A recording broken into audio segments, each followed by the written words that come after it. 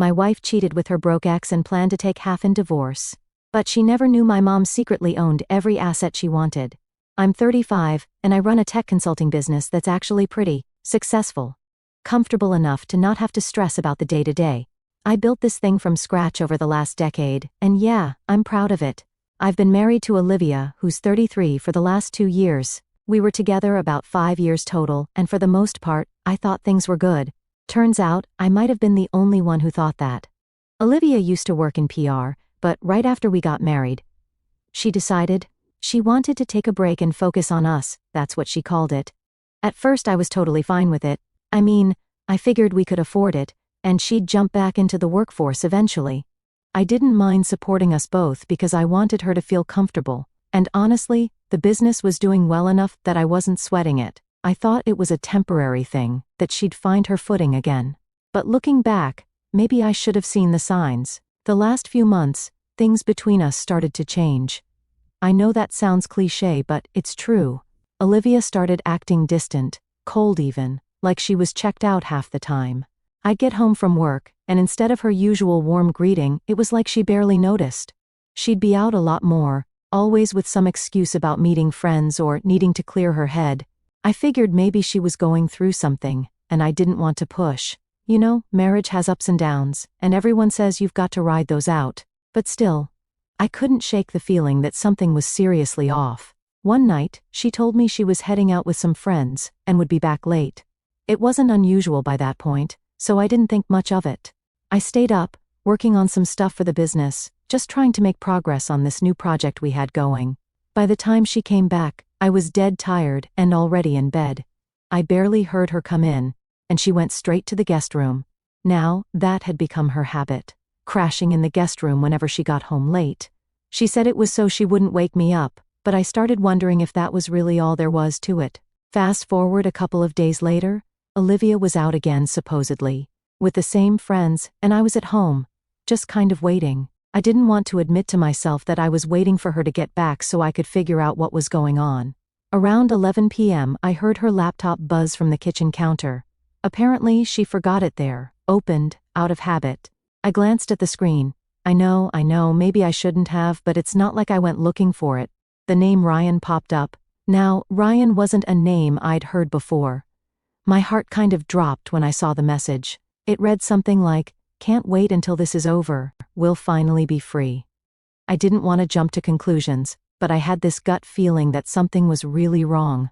I opened the message thread. Yeah, maybe I shouldn't have, but at that point, my brain was just going nuts. And well, what I found was the stuff of nightmares. Turns out, Ryan wasn't some random friend. He was Olivia's ex-boyfriend, the guy she dated before we even met. She used to call him a loser and complain about how he had no direction, no job, no ambition. So, imagine my surprise when I'm reading all these texts between her and this guy, realizing they'd been in touch for months, planning some sort of escape plan or whatever. And it wasn't just casual talk. They were serious. They had this whole fantasy planned out about leaving me, taking what they could, and starting fresh together. I felt like my whole world just cracked open. I'd worked so hard to build this business, to make something that would set us up for life. And here she was, scheming to take it all. Ryan didn't have a job, didn't have anything going for him, and clearly, he'd found himself a golden ticket in Olivia's twisted plan. I kept reading, not knowing if I wanted to see more but also feeling like I needed to know everything. The messages were disgusting, really. They'd talk about how they'd be set once Olivia got her half of everything in the divorce and how Ryan could finally stop worrying about money because they'd be comfortable once she got her hands on my business. They were literally working out the details of how to squeeze every penny they could from me. It was like I was just some stepping stone in their big plan for an easy life. The worst part? Olivia made it sound like she was doing this all for him. She'd talk about how she was sacrificing her time with me to make sure they'd be financially set. Sacrificing, as if she'd been putting in effort or working by my side to build what we had. The reality is, she never contributed a thing. I mean, I've been the one working late, pulling in clients, dealing with the day-to-day stress. She was just there, living comfortably. But now, she was painting herself as some kind of martyr. After reading everything, I just sat there, staring at the phone, feeling completely numb. I had no idea what to do next. I didn't want to confront her right away because honestly, I wasn't sure I'd be able to stay calm. And I knew if I came at her full of anger, she'd probably just deny it or twist things around. That's the kind of person she was. Always able to spin a story to make herself look like the victim. But the thing that stuck with me the most wasn't just the betrayal. It was how calculated it all was. Like, this wasn't some spur-of-the-moment fling. No, she and Ryan had a plan, and they were working me as part of that plan. The business, the house, the money I'd been putting away. They wanted it all. And here I was, busting my back to make a life for us, only to find out I was just their meal ticket. I stayed up the rest of the night, running through every single thing I'd missed. Every late night, every flimsy excuse, every time she'd brushed me off. It was like putting together a twisted puzzle that was there in front of me the whole time, but I'd been too stupid or too trusting to see it. By the time the sun came up, I knew one thing for sure: I had to confront her, but I had to do it smartly. There was no way I was letting her or that leech of an ex get their hands on what I'd worked for. After sitting with that gut punch all night, I felt like my head was on fire. There was no way I could ignore what I'd seen, and pretending everything was normal just wasn't an option. I needed answers, but more than that, I needed to confront her. I wasn't even sure how I'd keep my cool, but I had to try. By the time Olivia got home that night, I'd been pacing the living room for hours. She walked in, looking completely unfazed, like it was just another night out. I called her over as casually as I could manage and said, "Olivia, we need to talk." She paused for a second, her face blank, and then slowly put her bag down. "Sure, what's up?" she said, a little too breezily, like she didn't have a care in the world. I could tell she hadn't picked up on my mood yet. It was all just business as usual for her, which made my stomach turn even more. I got right to the point. "Who's Ryan?" I asked, trying to keep my voice steady. I thought I saw her face twitch, just for a second, before she shrugged it off, like she was hearing about some random guy. "What are you talking about? Ryan?" she said, putting on this clueless look. But I didn't say anything. I just held up her phone, which I'd left open to that message from him, the one about finally being free. Her face dropped, and this time, she couldn't cover it up. She stood there for a minute, staring at her phone, before she finally looked back at me. "You went through my phone?" she snapped, like the only thing that mattered was that I'd invaded her privacy. I could tell she was panicking, but instead of apologizing or explaining, she just went straight to being defensive. "Yeah, I did," I shot back, "and you know what? I'm glad I did because now I know the truth. I know about you and Ryan, and I know what you're planning to do. So why don't you drop the act and tell me how long this has been going on?" She tried to dodge, but I kept pushing until she finally broke down, admitting that she'd been seeing Ryan for months. I expected her to at least look a little guilty, maybe apologize or something, but instead, she looked almost relieved, like this was something she'd been wanting to get off her chest. "Yes, I've been seeing Ryan," she said bluntly, crossing her arms. "And yes, I'm done with this marriage. I want a divorce." I couldn't believe the nerve. No explanation, no apology, just straight up telling me. She was ready to end things and move on with this guy who had nothing going for him. And she wasn't finished. She kept going, like she'd been rehearsing this in her head. "I deserve to be happy too, you know. You're always working, always more focused on that business than on me," she went on. "And yeah, I'm going to fight for my share. I put a lot into this marriage, and I deserve half of everything." There it was, not even a hint of regret, just this sense of entitlement, like she thought walking away with half of my hard work was somehow her right. I knew I had to keep my cool, but inside, I was boiling. "Half of everything?" I repeated, trying to keep a straight face. "You've barely lifted a finger for any of this, Olivia. I've been the one working late nights, stressing over clients, building this business from scratch. You've had every comfort, everything you wanted, without ever helping me out or supporting me." She just rolled her eyes. "That's not fair," she snapped. "I left my career to support you. I gave up things too." "Support me?" I said, laughing bitterly. "Olivia, you didn't give up anything for me. You wanted to quit working and I let you because I thought we were a team. But clearly, I was wrong. You're just using that as an excuse so you can take half of what I've built." She narrowed her eyes and leaned in, trying to look intimidating. "I don't care what you think. I'm getting what's mine, and if you try to cheat me out of it, I'll make sure everyone knows the truth about you." Her confidence was sickening. She really thought she had this all figured out, like I'd just roll over and let her walk out with half of everything, but I wasn't about to give her that satisfaction. I took a deep breath, keeping my voice steady. "You think you're going to walk away with half the business?" I asked. "You might want to think again." That finally made her hesitate. I could see her trying to process what I meant, her expression going from smug to slightly confused. "What do you mean?" she asked, a bit more carefully. "Exactly what I said," I replied. "You're not getting half of what you think you are. So go ahead, talk to your lawyer, do whatever you need to do, but you're not getting your hands on the business." Her face turned red, and I could see she was rattled. I hadn't spelled out that the business wasn't in my name, but she could tell something was up. For the first time, her confidence seemed to slip a little. "Fine," she said finally, crossing her arms. "If that's how you want to play it, then that's what we'll do.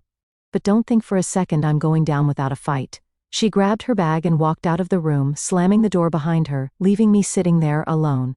I couldn't help but feel this weird mixture of anger and relief. Angry that she'd been lying to me, scheming with her ex behind my back, and that she had the nerve to demand half of everything I'd worked for. But relieved too, because I finally knew the truth. I wasn't living in the dark anymore, playing the role of the clueless husband. I could finally see her for who she really was. Once she was gone, I stayed at the table, going over everything again in my head. All those little red flags I'd ignored over the past few months. They were all crystal clear now, the late nights out, the coldness, the secrecy. It was all part of her plan. She thought she'd hit the jackpot with me, that she'd ride off into the sunset with her ex on my dime. But she had no idea that she was about to hit a wall. After sitting there for a while, letting it all sink in, I knew one thing for sure: I wasn't going to make this easy for her. She thought she could just take half of my life, half of what I'd spent years building, but she had no clue what she was up against. If she wanted to fight, I was ready. She'd made her move, and now it was my turn. After finding out what Olivia was up to, I knew I had to keep my cool and think things through. She might have assumed I'd just roll over and hand over half of everything, but she didn't know the full picture. See, years ago, my mom had suggested that we put the business and other major assets in her name. She's a smart woman who's been in business herself, and this was her way of making sure that if anything went sideways in life, I'd be protected. At the time, it just seemed like solid planning. Now, it felt like the smartest decision I'd ever made. For the next few days, I tried to keep things calm at home. I didn't want to give her any reason to suspect I had a plan, and I sure wasn't going to let her know what my mom and I had done. So, I just went through my routine: work, come home, pretend like everything was normal. Meanwhile, Olivia was starting to show her true colors, going out of her way to act entitled, like she was owed the world. Then, I got a lawyer. I knew I needed someone sharp, someone who knew how to handle cases with messy financial situations. I met with him privately, showed him all the paperwork that linked the business back to my mom, and explained that I wanted to protect everything I'd worked for. He looked through it all and said, "Honestly, this is rock solid. If she thinks she's getting her hands on your business, she's in for a big surprise." Hearing that from him was a relief, but I knew it wasn't over. Olivia wasn't the type to give up without a fight. She'd already hired her own lawyer, some aggressive guy who was notorious for squeezing every penny possible. I didn't want a dragged-out court battle, but I also wasn't about to let her bleed me dry. I figured we'd try mediation first to get it done quietly. The day of the first mediation session arrived, and I walked in feeling ready. Olivia was already there, looking way too confident, like she'd already won. She was sitting with her lawyer, whispering and giving me side glances, probably already running through what she thought she was going to get. I sat down with my lawyer, keeping my expression as neutral as possible, while he calmly laid out the basics of my financial situation. Right off the bat, Olivia's lawyer got right to it. He asked about the business, the assets, everything he could think of. I could see Olivia watching me like a hawk, looking smug, as if she'd already started spending the money. But as soon as my lawyer laid out the documents showing that the business was owned by my mom, their whole vibe changed. "Wait," her lawyer said, staring down at the papers in confusion. "So the business isn't actually in your name?" "Nope," I replied, keeping my tone casual. "The business is legally owned by my mom. It's been set up that way since the beginning." I saw Olivia's face fall a little, and her lawyer's confident expression was wiped right off his face. They clearly hadn't seen this coming. My lawyer flipped through more documents, explaining the setup, the business. The assets, everything substantial was legally tied to my mom. You put everything in your mother's name? Olivia finally blurted out, looking at me like I'd committed some kind of crime. Yes, I did, I replied, years ago. It was a smart decision at the time, and honestly, it's proving to be even smarter now. Her lawyer was scrambling, trying to regain his footing. Well, even if the business is in a trust with your mother, Mrs. Turner has rights in the marriage. She sacrificed her own career to support you, and she's entitled to her fair share. My lawyer looked at him and calmly countered, our client's holdings are entirely separate.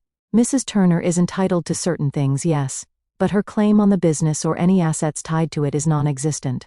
Olivia crossed her arms, looking angrier by the second. I deserve more than that, she snapped. I gave up my career for him. I was there for him while he worked, taking care of things at home. I want my fair share. I couldn't help but shake my head. Fair share? I said, keeping my voice steady. You haven't worked a day in the business. You haven't contributed a dime. The business and everything related to it. That's all mine. Or rather, it's in my mom's name.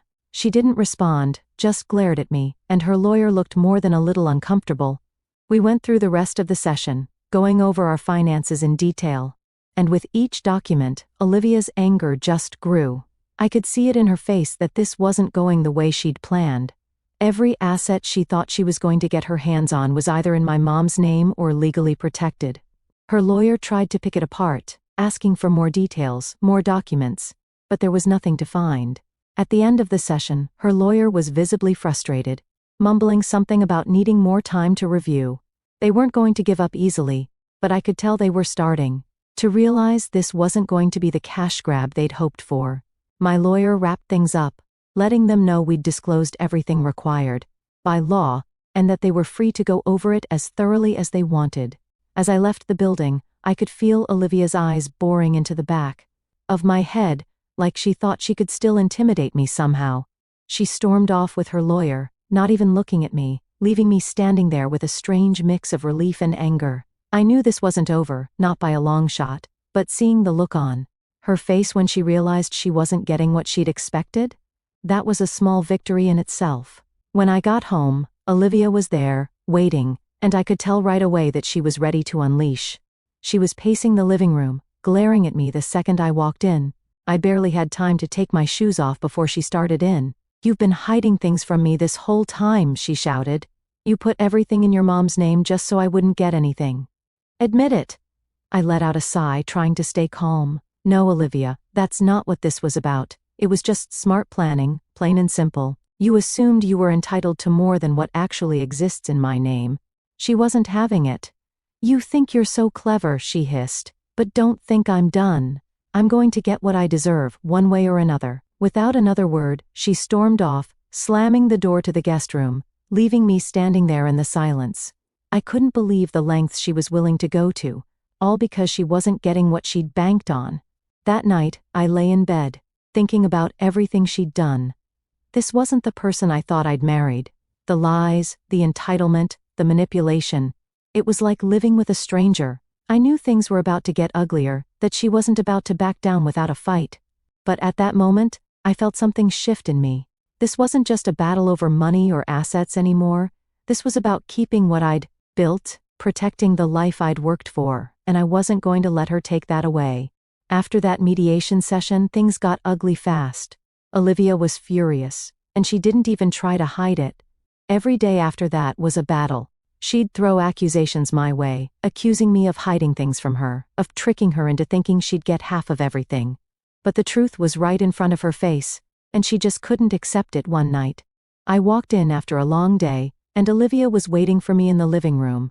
She had that look on her face again, the one that screamed, "You're not getting away with this." Before I could even put my keys down, she started.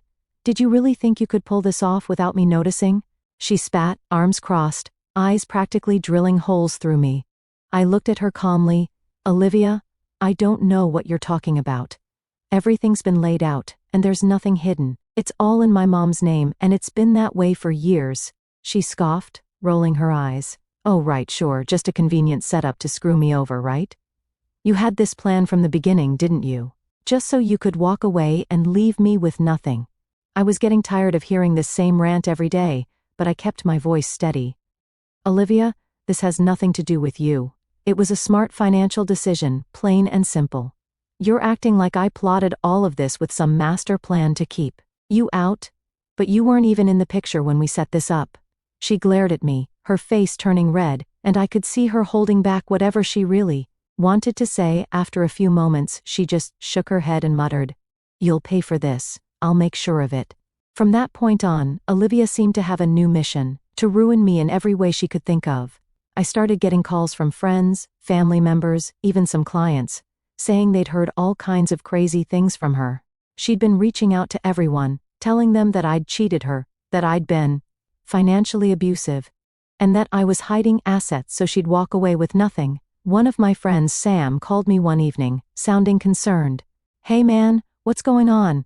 Olivia's been posting some wild stuff on social media, talking about betrayal and lies. She didn't mention your name, but everyone knows who she's talking about." "It's complicated," I replied, feeling the weight of it all settle in. "She's just mad things aren't working out the way she thought. She'd be walking away with half my business, and now she's trying to make me look like the bad guy." Sam sighed. "Just know people are talking, and some are taking her side. You might want to clear things up." I thanked him for the heads up, but inside, I was fuming. Olivia had already done enough damage, and now she was taking it public. Trying to smear my name just because she wasn't getting her way. It hurt, honestly, to see people believing her lies, but I couldn't stoop to her level. I just had to hope that the truth would come out in time.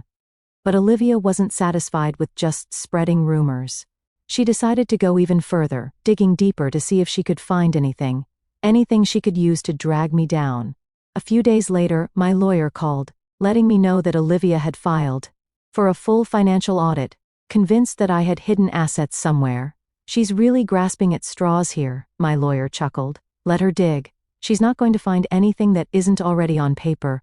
While his confidence was reassuring, it didn't make dealing with her constant demands any easier. Every other day, it seemed like I was getting notices for more financial disclosures, requests for documents I'd already provided, and questions that went back years. It was like she thought that if she just kept pushing, I'd suddenly reveal some secret stash of cash she could claim. One night, I came home to a stack of legal papers sitting on the kitchen counter. More financial requests, more phishing. I called my lawyer, double-checking that we were complying with everything. He reassured me that we'd given them everything they needed, and then some. It was just another tactic, another way to drain my energy and drag this thing out as long as possible. Meanwhile, Olivia's attitude at home was unbearable. Every conversation was a confrontation. Every look was loaded with anger and resentment. She'd barely speak to me except to accuse me of hiding things or demand explanations. She was acting like I'd wronged her in some unforgivable way when all I done was protect what I'd built before she was ever in the picture. And just when I thought things couldn't get worse, I heard from mutual friends that Olivia was now spreading stories about how I was emotionally abusive, that I'd isolated her and kept her from living her life. She made herself sound like some kind of prisoner who'd been manipulated and controlled. It was a total lie. Olivia had always been independent, always doing her own thing. And half the time, she was out with friends or family. I was never the controlling type, but that didn't seem to matter to her anymore. One afternoon I ran into one of our old friends at the store, and I could tell right away he'd heard her side. He was polite but distant, like he didn't quite know what to think. "I've been hearing some things, man," he said cautiously. "Are you okay?" I knew what he was getting at. "I'm fine," I replied, keeping it brief. "Just a lot of things being twisted around. Don't believe everything you hear." He nodded, but I could tell he wasn't fully convinced. The damage was done. People had already started forming their opinions, and it seemed like Olivia was winning in the court of public opinion, at least with some people. It was exhausting, and honestly, it hurt. This was someone I'd once loved, someone I'd trusted, and now she was dragging my name through the mud just to try and take something she had no right to. As the days went on, Olivia only got more desperate. Word got around that she was asking her family and friends for money to keep up with her legal fees. She'd seriously underestimated how long and costly this was going to be, and now it was coming back to bite her. I almost felt a tiny bit of satisfaction knowing her plans were falling apart, but then I'd remind myself how much damage she'd already done, and that feeling would fade real quick. Then came the latest round of demands, subpoenas for bank statements, asset lists, even documents from my mom. Olivia was pulling every string, trying to find something she could use to prove I was hiding money. My lawyer assured me that we'd covered everything, that my mom's assets were legally separate. But the fact that Olivia was dragging her into this mess made my blood boil. She had no right to go after my mom, no reason to think she'd find anything, but that didn't stop her. One night, as I sat alone in the quiet house, I thought about everything Olivia had done since this started. All the lies, the manipulation, the entitled demands. I realized that the woman I'd married was long gone, replaced by someone who didn't care about destroying my life if it meant she'd get what she wanted. I knew I had to stay focused, to keep pushing through this mess until it was over. Olivia might have thought she could break me, that I'd cave and hand over what she wanted just to get her to stop, but she was wrong. I wasn't about to let her take what I'd built, no matter how many lies she spread or how many demands she made. This wasn't over yet, and I was more determined than ever to see it through. After weeks of Olivia's schemes, accusations, and endless legal stunts, the day finally came when we were headed to court. I didn't know what tricks she'd try to pull, but I'd seen enough of her desperation to know she wasn't going down without making this as ugly as possible. I met with my lawyer the day before to make sure everything was locked in tight. He went through every piece of paperwork, from the business documents that tied everything, to my mom, to personal finances and records proving I'd been transparent about it all.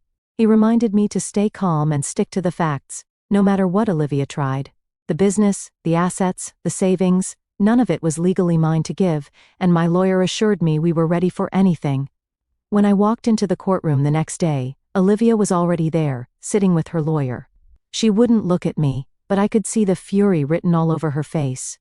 It was like she'd built herself up to be some kind of hero, fighting against this terrible injustice. I knew she'd convinced herself she deserved half of everything. But today, she was about to get a serious reality check. As the proceedings began, her lawyer launched into a long-winded speech about Olivia's sacrifices.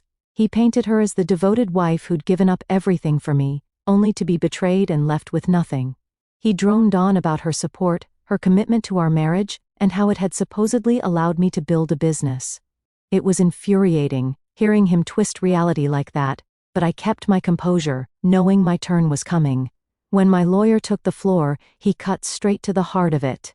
He presented all the documents showing that the business was legally owned by my mom, and had been from day one. He laid out the financial structure, the trust setup, and even pulled out old emails that proved it was a protective measure unrelated to Olivia. Everything was rock solid. I glanced over at Olivia and saw her expression shift from smug to outright shock. She hadn't expected that. She really thought she was going to walk in here, cry a little, and convince the court that she was owed half of everything. But now, she was realizing that things weren't so simple. Her lawyer was visibly rattled but tried to keep his ground. Even if the business is legally under your client's mother's name, Mrs. Turner contributed to the marriage and the lifestyle it provided, he argued, as if he could still salvage something. My lawyer responded calmly, Mrs. Turner is entitled to her fair share in the marriage, yes, but the business and all assets directly tied to it belong to the trust under Mr. Turner's mother's name. There's no legal claim Mrs. Turner can make on assets that were never Mr. Turner's to begin with. Olivia, at this point, was fuming. She shot me a glare, like she was trying to burn a hole through my head. You think this is fair? That I get nothing after everything I did for you? She snapped. I took a deep breath, keeping my voice level. Olivia, everything was clear from the start. You knew I worked hard for this business, that I built it with my mom's support, not yours. You didn't contribute to it. You were never involved. She didn't respond, just glared, as her lawyer continued to push for any scrap he could get. We went back and forth, her lawyer trying to pry into anything he thought might yield more money. He demanded additional disclosures, requested financial records, anything to find some hidden fortune. But there was nothing to hide. After several hours of this, it was finally Olivia's turn to take the stand. She got up there and went off, talking about how she'd sacrificed her dreams to support me, how she'd put everything on hold so I could focus on my work. She painted this picture of herself as the long-suffering wife who'd put in as much as I had, and I could see her tearing up, trying to milk it for sympathy. I just sat there, listening, letting her spin her story. When she finally finished, her lawyer sat back, looking smug, probably thinking they'd scored some points. But I could tell the judge wasn't entirely convinced. My lawyer calmly got up, ready to lay out the truth. "Mr. Turner," he began, "can you tell the court more about the setup of your business, specifically why it's in your mother's name?" I nodded. From the start, my mom and I agreed that placing the business in her name was the safest option. We did it for tax reasons, and for security, in case of anything unforeseen. This arrangement was made years ago, long before Olivia was even part of my life. It wasn't to deceive anyone, it was just smart planning. My lawyer nodded. "And did Olivia ever participate in this business, financially or otherwise?" "No, she didn't," I replied, keeping my tone steady. "She wasn't involved in any of it. I built the business with my mom's help.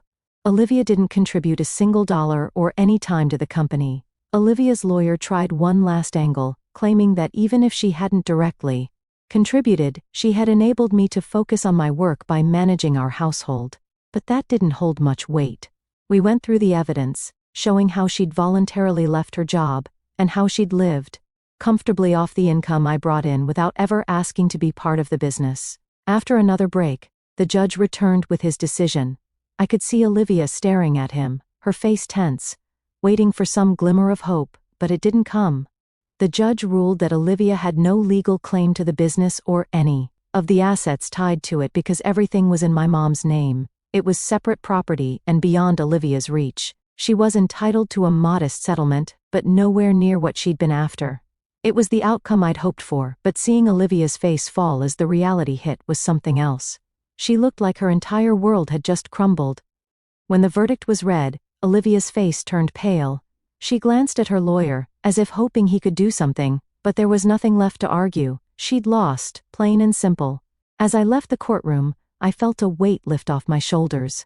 It was finally over. All the scheming, the accusations, the attempts to drag me down, it had all led to this, and she was walking away with almost nothing.